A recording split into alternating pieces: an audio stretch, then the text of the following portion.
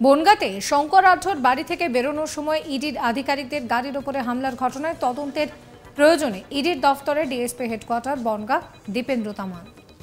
ওই দিন অভিযানে যারা গিয়েছিলেন তাদের বয়ান রেকর্ড হওয়ারও সম্ভাবনা ছিল। 15 মিনিটের মধ্যে ইডি দফতর থেকে বেরিয়ে গেলেন বনগাঁর ডিএসপি দীপেন্দ্র তামাং। সূত্রের খবর, ইডি আধিকারিকের বয়ান রেকর্ড করতে এলেও তা করা সম্ভব হয়নি। বেরোনোর সময় কোনো প্রশ্নেরই তিনি উত্তর দেননি। প্রসঙ্গত আপনাদেরকে জানিয়ে রাখি, বুধবার দুপুরে ইডির দফতরে আসেন বনগাঁর ডিএসপি হেডকোয়ার্টার দীপেন্দ্র তামাং। তিনি যখন সল্টলেকের ইডি দফতরে ঢোকেন তখন তার সঙ্গে ছিলেন তার সহকর্মীরা এবং একই সঙ্গে ছিল একটি ক্যামেরার ব্যাগ। বয়ান রেকর্ড করতেই তিনি ইডির দফতরে আসেন বলে সূত্রের খবর।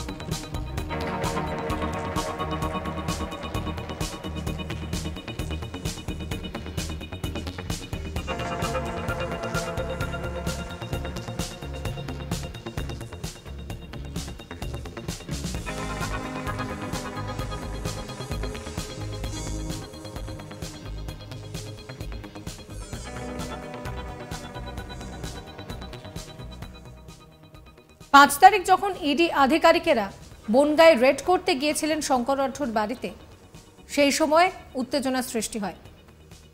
তারা পুলিশকে বিষয়টা জানিয়েছিল বলে সূত্রের খবর। রাতে যখন শঙ্কর আঢ্যকে গ্রেফতার করে ইডি আধিকারিকরা বেরিয়েছিলেন তখন তাদের উপরে আক্রমণ হয় বলেও প্রেস রিলিজে জানায় ইডি। পুলিশের ভূমিকা নিয়েও প্রশ্ন উঠে যায়। এই নিয়ে বুধবার ইডি দফতরে আসেন ডিএসপি হেডকোয়ার্টার বনগাঁ দীপেন্দ্র তামাং। জানা গিয়েছে যে ইডি অফিসার অভিযোগ দায়ের করেছিলেন, তার বয়ান নিতেই এসেছিলেন, কিন্তু সেই বয়ান নেওয়ার সম্ভাবনা থাকলেও তা হয়নি।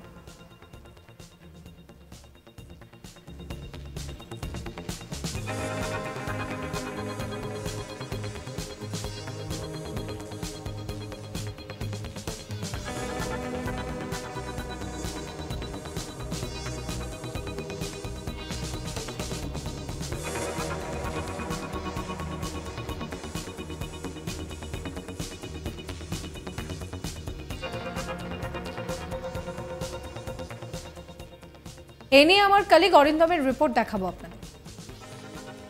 বুধবার দুপুরবেলায় ইডি দপ্তরে এলেন বনগাঁর ডিএসপি হেডকোয়ার্টার দীপেন্দ্র তামাং। আমরা দেখলাম তিনি যখন ভেতরে ঢুকলেন, সল্টলেকের যে ইডি দপ্তর তার ভেতরে ঢুকলেন, তার সঙ্গে যিনি গেলেন তার হাতে কিন্তু ক্যামেরার ব্যাগ এবং স্ট্যান্ড রয়েছে। অর্থাৎ যেটা সূত্র মারফত আমরা খবর পাচ্ছি যে তিনি কিন্তু এখানে এসেছিলেন ইডি আধিকারিকের বয়ান রেকর্ড করার জন্য।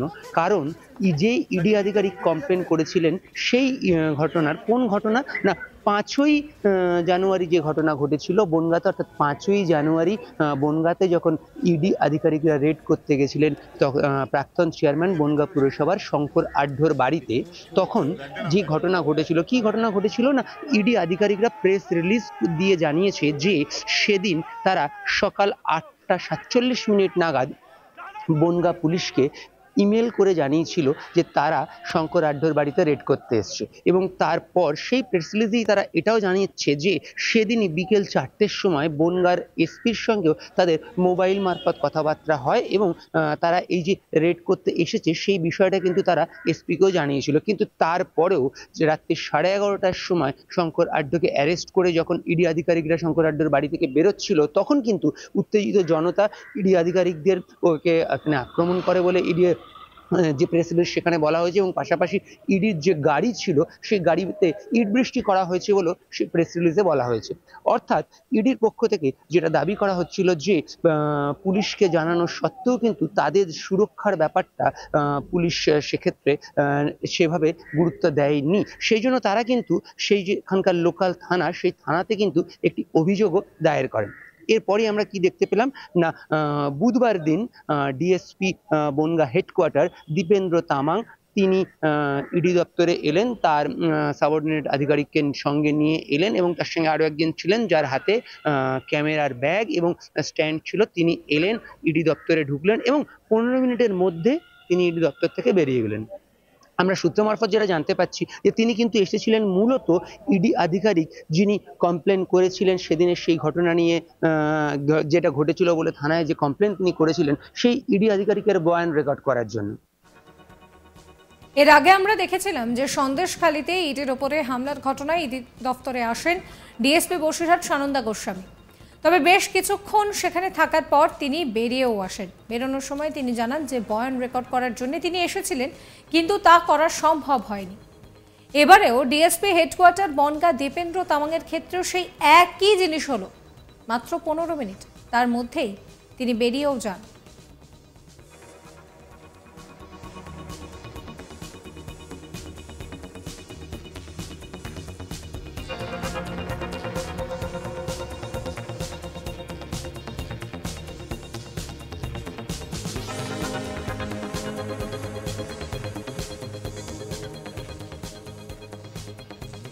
আমার কলিগ অরিন্দমের আরো একটি রিপোর্ট দেখুন আপনারা।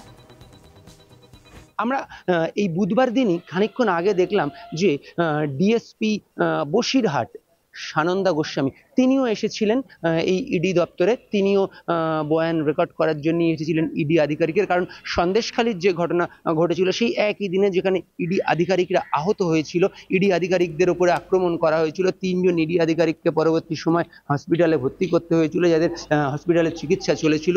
এবং সেই যে বিষয়, সেই বিষয় নিয়ে সেখানকারও থানাতে কমপ্লেন করা হয়েছিল ইডির পক্ষ থেকে। এবং সেই বিষয়ে কিন্তু তিনিও এসেছিলেন কথা বলার জন্য, বুধবার দিনই কথা বলার জন্য, অর্থাৎ বয়ান রেকর্ড করার জন্য এসেছিলেন। কিন্তু তিনি ফিরে যান এবং তিনিও বেরিয়ে যাওয়ার সময় কিন্তু বলে গেছিলেন যে বয়ান রেকর্ড করতে এসেও তিনি করতে পারেননি, কারণ যে ডেপুটি ডিরেক্টর অভিযোগ করেছেন তিনি ইডি অফিসে থাকলেও তিনি কিন্তু অন্য কাজ রয়েছে বলে বয়ান রেকর্ড করেননি। ঠিক সেই একই জিনিসের পুনরাবৃত্তি আমরা দেখলাম তার কিছুক্ষণ পরেই, যখন দীপেন্দ্র তামাং বনগাঁর অ্যাডিশনাল এসপি, তিনি যখন বনগাঁর ডিএসপি তিনি যখন এলেন, তার ক্ষেত্রেও কিন্তু আমরা দেখলাম যে তিনি ভেতরে ঢুকলেন, ক্যামেরা পার্সন ছিলেন তার সঙ্গে, যার হাতে ক্যামেরা এবং ট্রাইপড ছিল।